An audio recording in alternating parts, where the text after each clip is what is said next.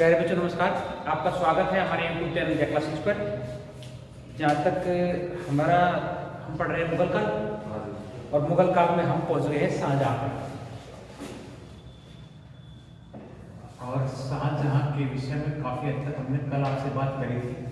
शाहजहां का जो शासनकाल है वो 1627 से 1658 तक।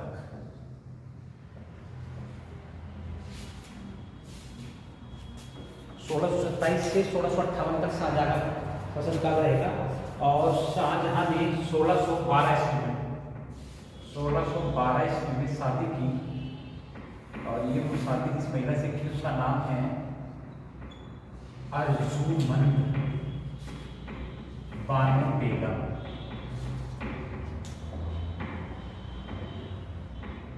और यही अर्जुमंद बानो बेगम जो है 1612 में शादी की, 1631 में अर्जुमंद बानो बेगम की मृत्यु हुई। शाहजहां के 14वें बच्चे को जन्म देते।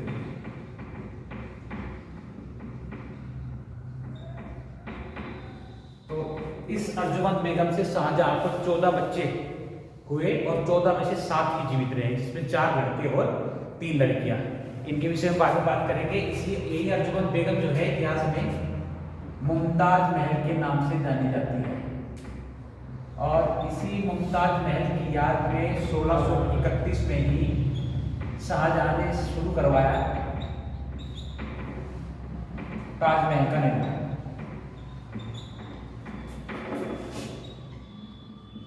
और ताजमहल का निर्माण 1631 में स्टार्ट हुआ और 1653 तक चला। बहुत सारी किताबें इसके निर्माण को 20 वर्ष का समय कहती है। ये 1631 से 1653 तक ताजमहल का निर्माण होता रहा। ताजमहल के निर्माण में जिस पत्थर का प्रयोग किया गया वो है सफेद संगमरमर। और सफेद संगमरमर उस समय जो है निर्माण में प्रयोग करा गया। और इस सफेद संगमरमर को मंगवाया गया था मकराना से, जो जिस जगह से मंगवाया गया था। एक्सेप्टेड सवाल है कि कहां से मंगवाया गया था? मकराना। ताजमहल के निर्माण के लिए 2 व्यक्ति की महत्वपूर्ण भूमिका है। एक व्यक्ति वो जिसने इसका स्ट्रक्चर बनाया, और दूसरा व्यक्ति वो जिसने उस स्ट्रक्चर पर काम करके ताजमहल का निर्माण किया। यानी कि एक व्यक्ति इसका आर्किटेक्ट वो हुए उस्ताद अहमद लाहौरी, और जो इसके मुख्य मिस्त्री थे वो हुए उस्ताद ईसा। इन 2 व्यक्ति का ताजमहल के निर्माण में महत्वपूर्ण योगदान रहा। प्लस में जिस पद्धति पर ताजमहल का निर्माण किया गया है वो पद्धति है पितरादुरा पद्धति पर ताजमहल का निर्माण किया गया। ठीक है, 1631 में से स्टार्ट हुआ और 1652 तक रहा। 1631-32 के पश्चात शाहजहां जो है पहली बार दक्षिण की तरफ अभियान के लिए गया, और 1636 में उसने अपने जीवन का 1636 में उसने अपने जीवन का महत्वपूर्ण अभियान चलाया, दक्कन अभियान। ठीक है, और यहाँ इसे एक व्यक्ति मिला मीर जुमला। ये वैसे स्थानीय हीरो का व्यापारी था, और मीर जुमला ने दक्कन अभियान में शाहजहां की मदद भी करी। परस में शाहजहां को दिया एक कीमती हीरा, जिसे इतिहास में जाना जाता है कोहिनूर के नाम से।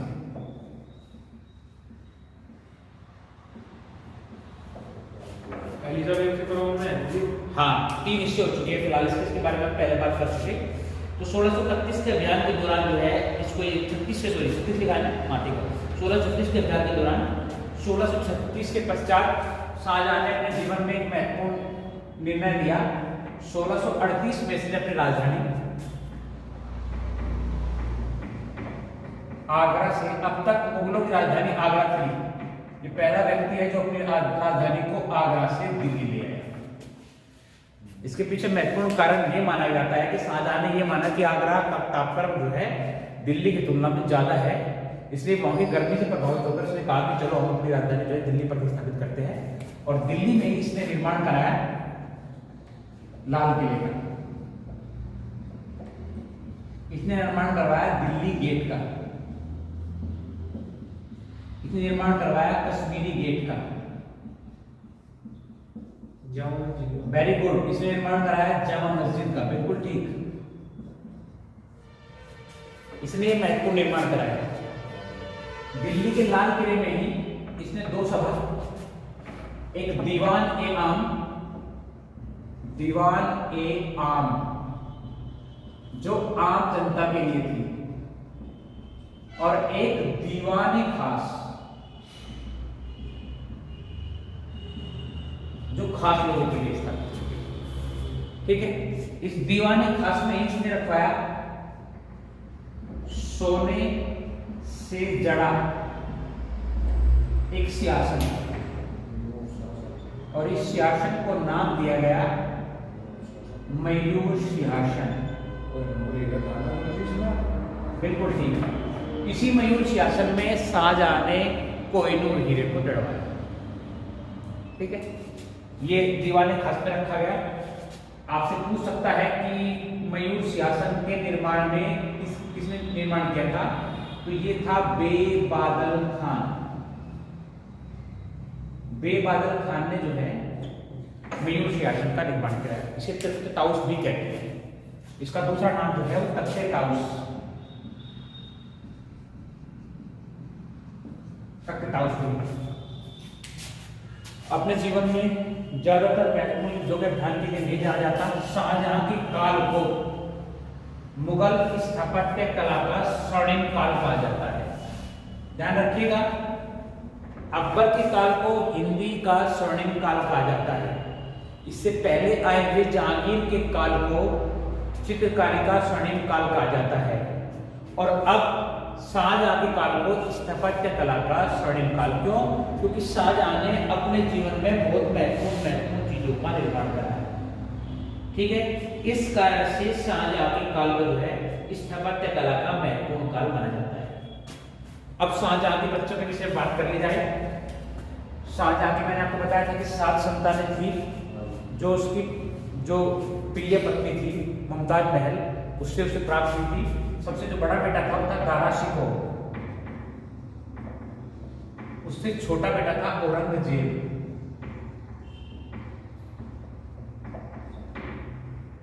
उससे छोटा बेटा था सहज शुजा, और सबसे छोटा बेटा जो था उसका मुराद बख्श।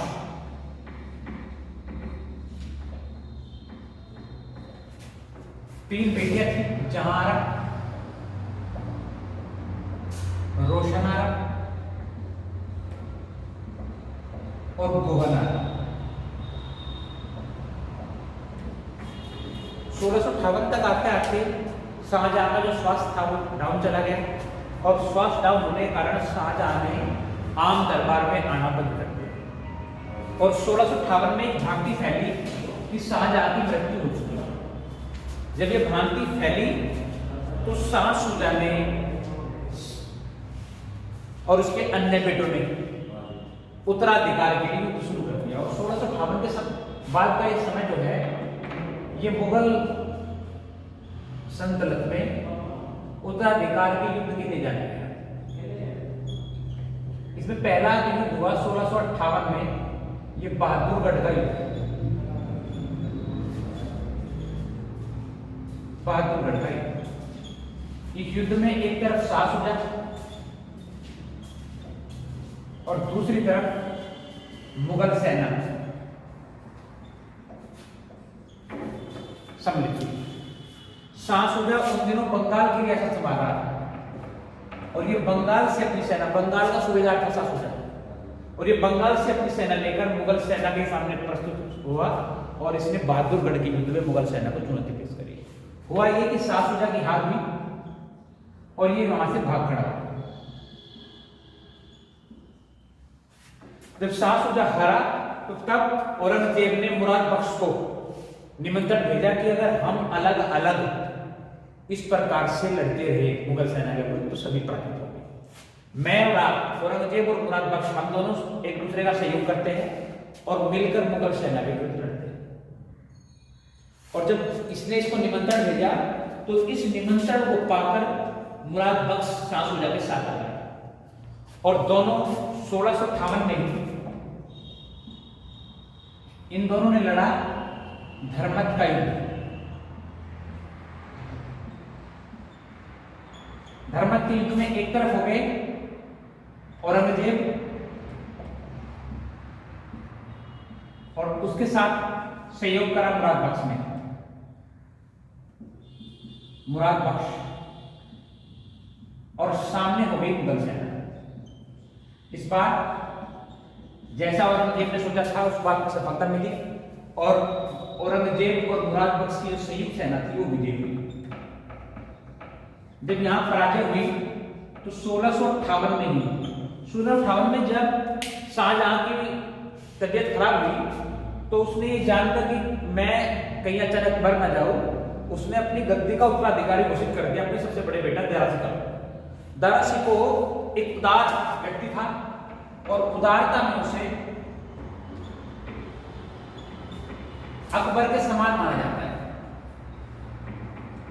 इस कारण से इतिहास में उसे मिनी अकबर कहा जाता है।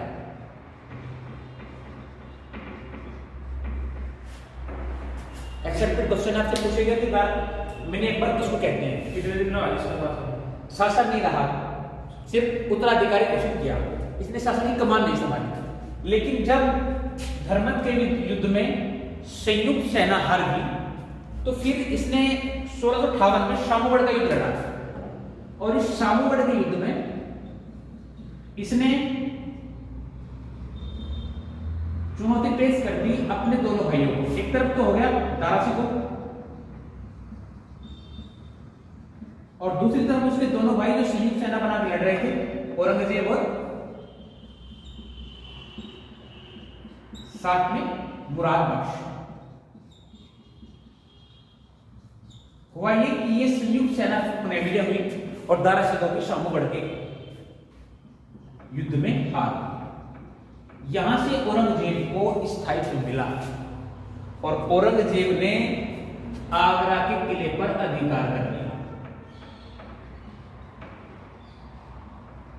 और आगरा के किले पर अधिकार के साथ साथ आगरा के किले में उस समय शाहजहां था, शाहजहां को गिरफ्तार कर लिया और कैद कर लिया आगरा के किले। इसने एक काम और किया, इसे मुराद बख्श की कोई विशेष आवश्यकता नहीं थी, बस यहां तक उसे मुराद बख्श चाहिए था स्थायित्व होने तक, गद्दी पर अधिकार। जैसे ही उसने आगरा के किले पर अधिकार किया, इसने धोखे से मुराद बख्श की हत्या कर दी। जब इसने मुराद बख्श की हत्या कर दी तो 1659 में मुराद बख्श का बदला लेने के लिए हुआ खंजूरा का युद्ध और इस युद्ध में शाह शुजा लड़ने आया औरंगजेब से। उसने कहा कि जब उसने तेरा समर्थन किया था युद्ध में, तूने उसकी हत्या कर दी और इस बात का प्रतिशोध लेने के लिए खंजूरा का युद्ध लड़ा शाह शुजा ने औरंगजेब के विरुद्ध। लेकिन तब तक औरंगजेब जो था शक्तिशाली हो चुका था और इस युद्ध में भी औरंगजेब विजयी हुआ और इसने शाह शुजा की हत्या कर दी। शाह शुजा कौन था? तीसरा भाई था। हाँ, ठीक है, जो सबसे पहले मुगल रियासत के विरुद्ध सबसे पहले विरोध इसी व्यक्ति ने किया। तो अब औरंगजेब अपने दो भाइयों को मार चुका था, मुराद बख्श को धोखे से, शाह शुजा को खंजूरा के युद्ध में, बच गया उसका अंतिम उसके रास्ते काटा उसका भाई दारा सिकोह। अब औरंगजेब और दारा सिकोह के बीच उत्तराधिकार की लड़ाई जारी थी। तो देवराय की घाटी में 1669 में दोनों आमने सामने आए और 1659 में देवराय की घाटी में युद्ध लड़ा गया। इसे देवराय की घाटी का युद्ध या देवराय का युद्ध भी कहते हैं। इस देवराय के युद्ध में दारा शिकोह बनाम औरंगजेब आमने सामने आ गए।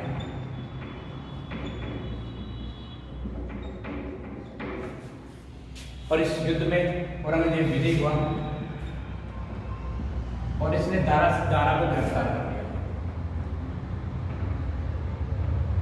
और दारा को गिरफ्तार करके ये ले गया दिल्ली।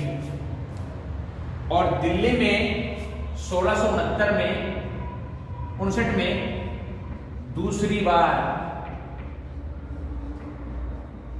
अपना राज्याभिषेक कराया।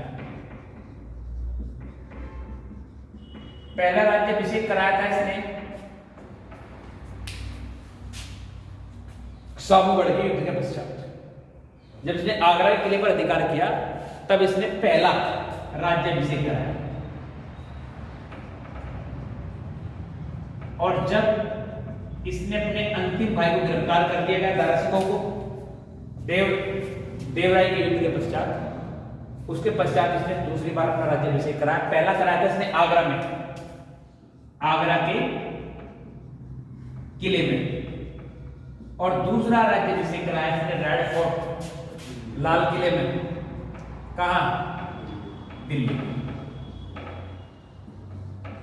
और अपने भाई को दिल्ली के काजियों के समक्ष, दारा शिकोह को काजियों के समक्ष पेश कर दिया और काजियों ने दारा को विद्रोह का आरोप लगाते हुए मृत्यु दंड दिया और दारा को मार के पूरी दिल्ली के अंदर इसने दारा की डेड बॉडी को घुमाया और जनता में यह संदेश भिजवाया कि अगर कोई व्यक्ति मेरे विरुद्ध किसी भी प्रकार के षड्यंत्र में शामिल होगा तो उसका वही हाल किया जाएगा जो किया गया है दारा। ठीक है। इसके पश्चात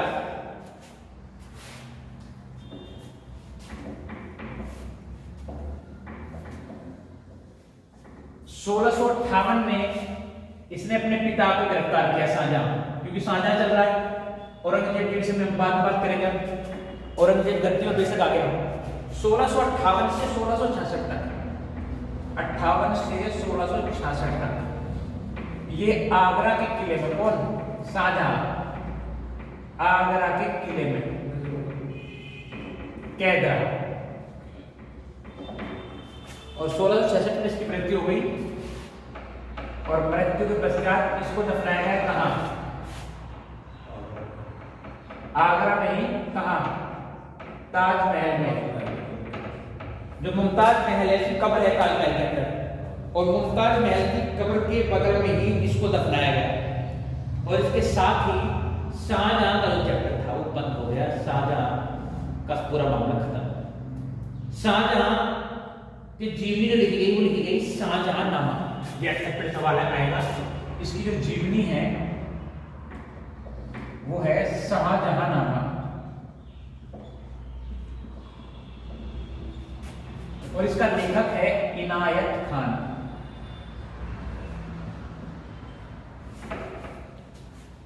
ठीक है। अब 1658 में इसकी मृत्यु, इसके पश्चात गद्दी पर दूसरा मुगल और मुगल व्यक्ति औरंगजेब। मैंने अभी आपको औरंगजेब का ताकत दिखाया।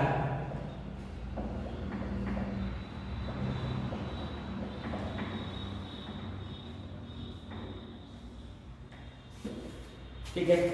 औरंगजेब जो है 1658 से 1760 तक, 1658 से 1760 मुगल वंश में सबसे लंबा शासन है इस व्यक्ति का।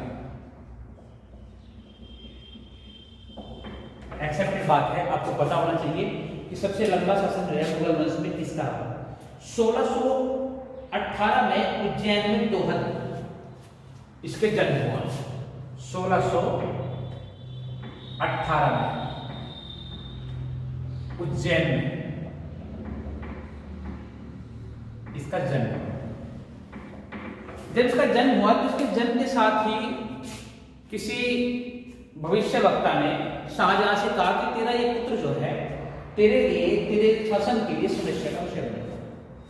इस बात को जानते हुए इसे पूरे जीवन शाहजहां ने युद्ध कलाओं से दूर रखा और इसे धार्मिक अध्ययन के लिए भेजा। लगातार इसे धार्मिक अध्ययन की ओर प्रेरित किया और ये इसने पूरे जीवन जो है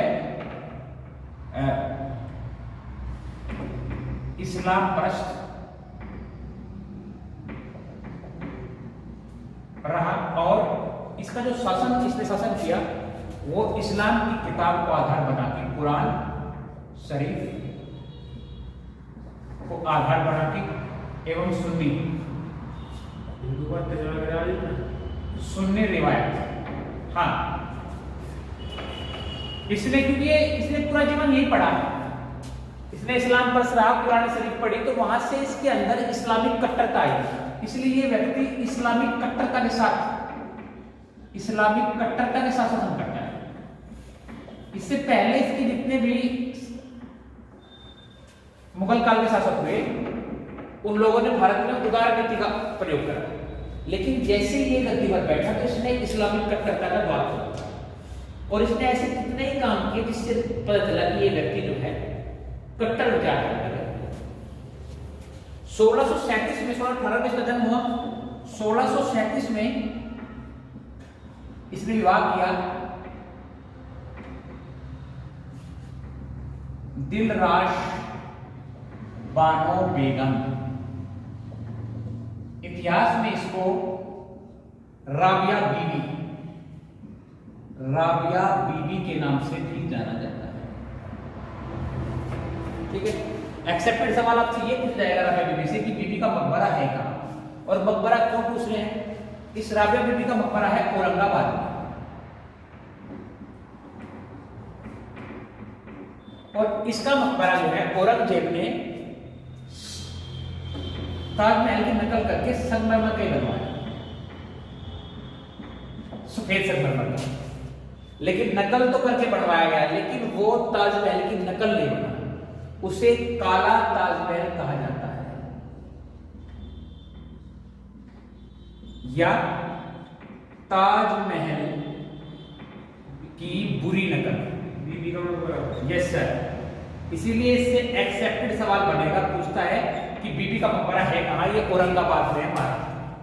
ये एक्सेप्टेड सवाल है। 1637 में इसकी मृत्यु हुई, इसकी मृत्यु के पश्चात ही ये काम हुआ। अब एक दूसरा चैप्टर जो है औरंगजेब के टाइम में खुलता है, उसमें क्या होता है कि दक्षिण में शिवाजी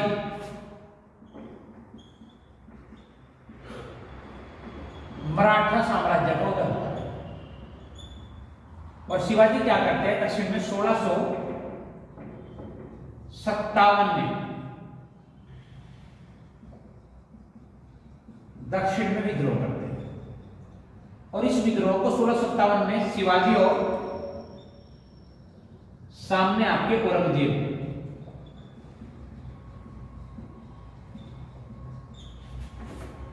ठीक है, तब की बात है जब शाहजहां पावर में था, क्योंकि शाहजहां की पावर गई 1658 में। ये 1657 में शिवाजी को पराजित कर देता है, और यहां से शिवाजी की पहली हार, परंतु संघर्ष जारी है। और 1658 में इधर उत्तर भारत में औरंगजेब का ध्यान जो है आकृष्ट हो जाता है। किस तरफ? औरंगजेब जो है आकृष्ट हो जाएगा अपने गद्दी और उत्तराधिकार के युद्धों में। इधर दक्षिण में शिवाजी अपनी शक्ति को संयोजित करना शुरू कर देता है, और 1664 में शिवाजी सूरत की प्रथम लूट करते हैं। सूरत जो उस समय मराठा साम्राज्य की आर्थिक राजधानी था, उसे लूट लेते हैं शिवाजी पहली बार, और मुगलों की आंख में नासूर की तरह चुभने लगते हैं। 1664 के इस आक्रमण के पश्चात 1665 में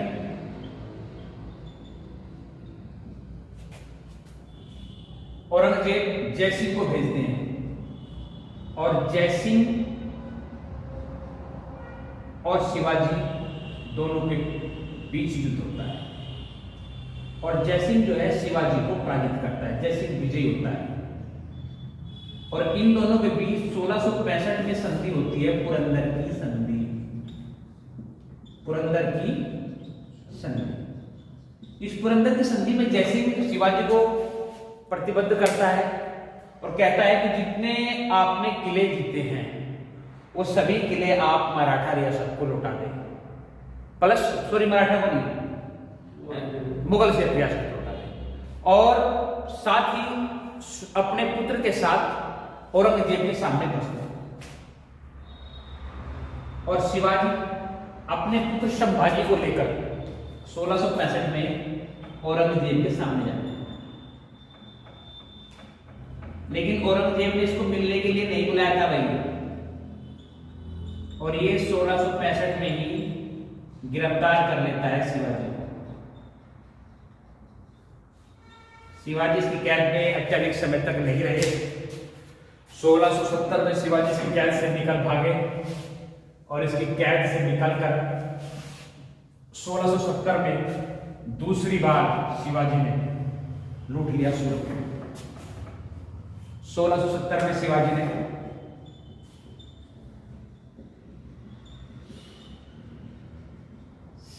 ने सूरत को दूसरी बार लूटा।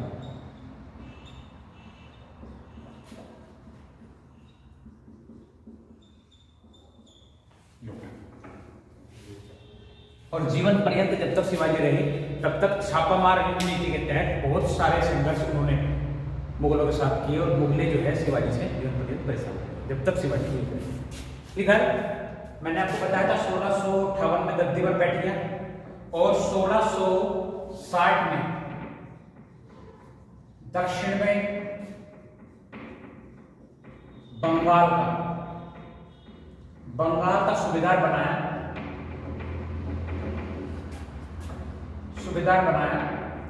उस व्यक्ति को जिसने इसके पिता को दिया था कोहिनूर हीरा। मीर जुमला को 1660 में इसने बंगाल का सूबेदार बना दिया क्योंकि उसने उसके पिता को दिया भी था और मीर जुमला दक्षिण की तरफ प्रभाव भी रखता था। मीर जुमला ने 1661 में औरंगजेब के लिए जीता, बिहार को विजय किया। 1663 में औरंगजेब ने बंगाल का सूबेदार बदल दिया और बंगाल का सूबेदार बनाया शाइस्ता खान को। शाइस्ता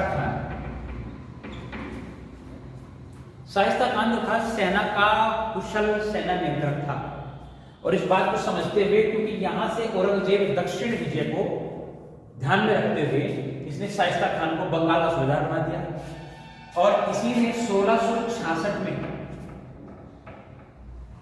युद्ध लड़ा शाइस्ता खान ने।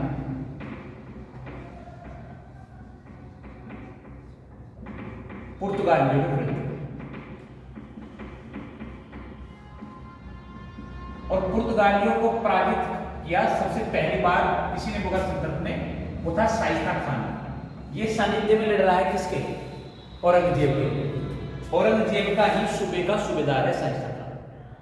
अब औरंगजेब दक्षिण की तरफ देखना शुरू कर दिया। 1669 में औरंगजेब ने भारत के कुछ महत्वपूर्ण मंदिर है जैसे सोमनाथ मंदिर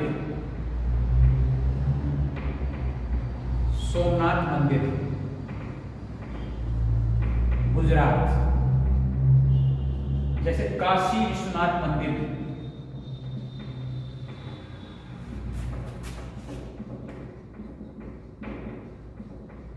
वाराणसी, जैसे केशव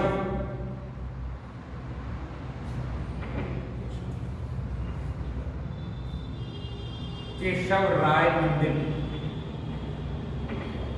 मथुरा।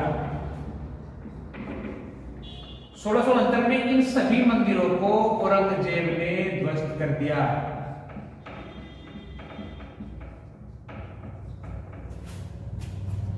ठीक है, यहां से औरंगजेब की कट्टर विचारधारा का पता चलता है। औरंगजेब ने 69, 61, 62, 63 के बीच और कुछ काम किए। 69 में इसने जो था हिंदू मंदिरों को ध्वस्त किया। 1661 में दास प्रथा पर रोक लगा दी। इससे पहले किसने लगाई दास प्रथा पर रोक? अकबर ने। 1662 में सती प्रथा पर रोक लगाई।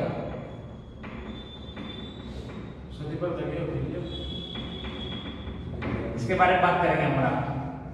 1663 में इसने तंबाकू, जुआ खेलना, तंबाकू सेवन पर प्रतिबंध लगा दिया अपने जीवन में।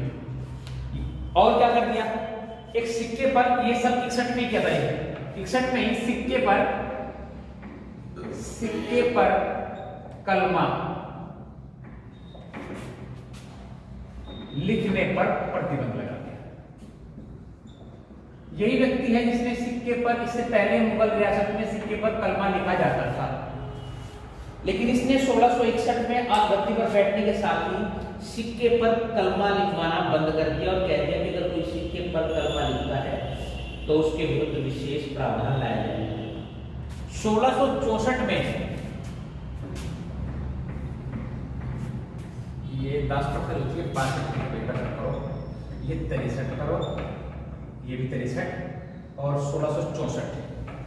इससे पहले अकबर ने जो था जजिया कर समाप्त कर दिया था और उसके साथ धार्मिक यात्रा का भी समाप्त कर दिया था। इसलिए क्या किया इसने 1664 में धार्मिक यात्रा कर पुनः लागू कर दिया। ये कह सकते हैं कि तीर्थ यात्रा कर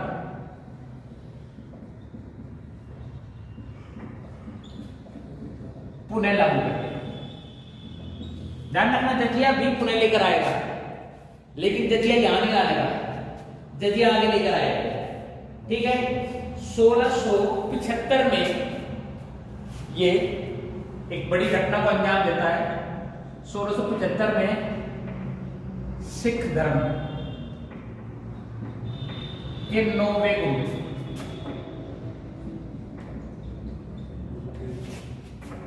श्री गुरु तेग बहादुर, गुरु तेग बहादुर की हत्या करता है। ठीक है, ये वही गुरु तेग बहादुर है जिनका दिल्ली में लाल किले के पास शीशगंज,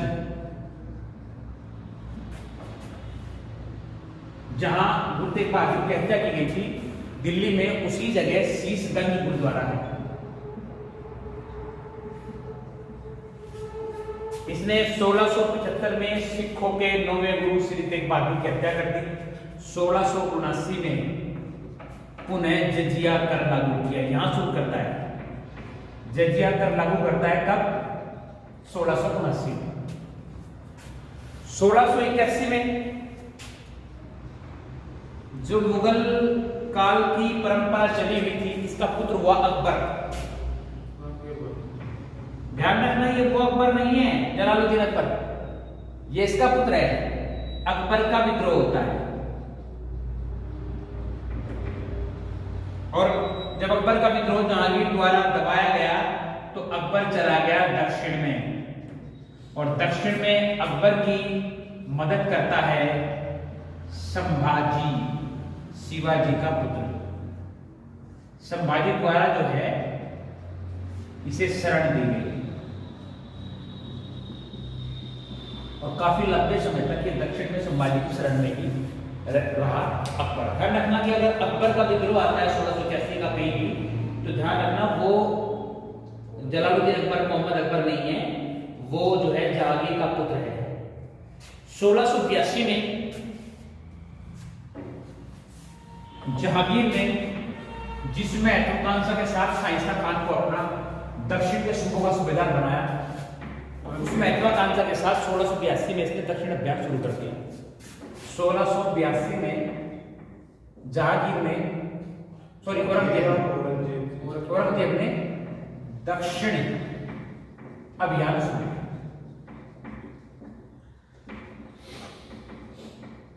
दक्षिण का अभियान जो शुरू करने का एकमात्र उद्देश्य था वो बीजापुर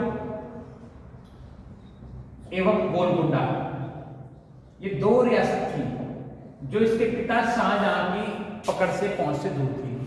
इसने इन दोनों रियासतों पर अधिकार किया और जैसे ही दो रियासतों पर अधिकार किया तो शाहजहां के अधिकार में थे 19 सूबे, और इसने 2 सूबे और जीत लिए, तो इसके पास हो गए 21 सूबे। तो मुगल रियासत में सर्वाधिक 21 सूबों पर अधिकार करने वाला औरंगजेब हुआ। औरंगजेब ही ऐसा व्यक्ति है मुगल सल्तनत में जिसमें सबसे अधिक हिंदू सूबेदार है।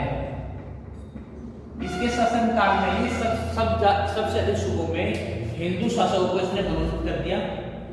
ये भी एक्सेप्टेड सवाल है, पूछा जा सकता है कि किस मुगल शासक के काल में सबसे अधिक हिंदू सूबेदार थे। 1689 में इसने संभाजी पर आक्रमण किया।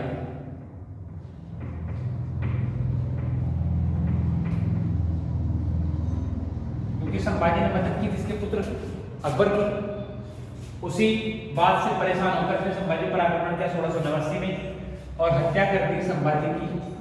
और उसकी पत्नी, जो संभाजी की पत्नी थी येसुबाई,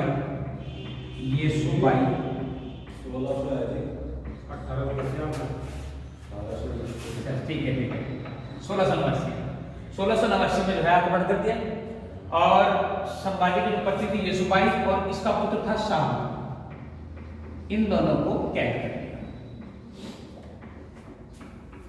1689 से ये काम किया। 1689 में इसके बाद 1707 में इसकी हो गई मृत्यु। 1707 में इसकी मृत्यु हो गई। कहां है? अहमदनगर। ये भी औरंगाबाद में ही पड़ता है, महाराष्ट्र में ही, ठीक है। और यही औरंगाबाद में बना औरंगजेब का मकबरा।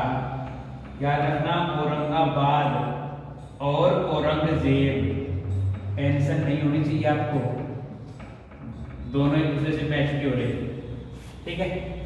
औरंगाबाद और औरंगजेब, यही इसका मकबरा बना। इसकी जीवनी है, और देखिए आलमगीरी नामा, इसकी जीवनी जो है